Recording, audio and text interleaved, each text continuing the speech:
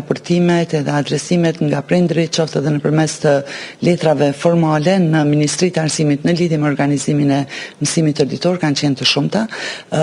Gjetjet kanë qenë që në shumicën e rasteve ka improvizime, se fëmijët që ndrojnë për një kohë të gjatë pa një program të përcaktuar,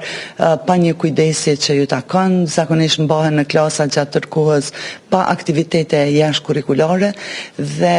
ne kemi dërguar inspektorët për këtë, për më shumë edhe Instituti Pedagogjik që është i specializuar për këtë çështje pra për të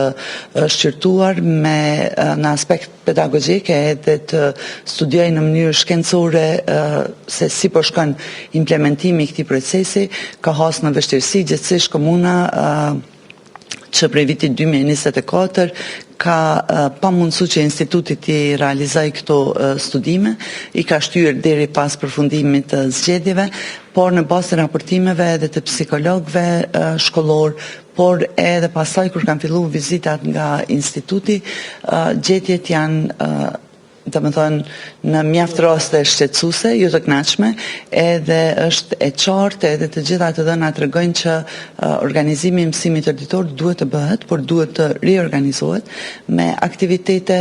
të shumta dhe në bashkëpunim të ngushtë edhe me prindrit, me aktivitete që janë me interese kreative për nxënësit që mundsojnë edhe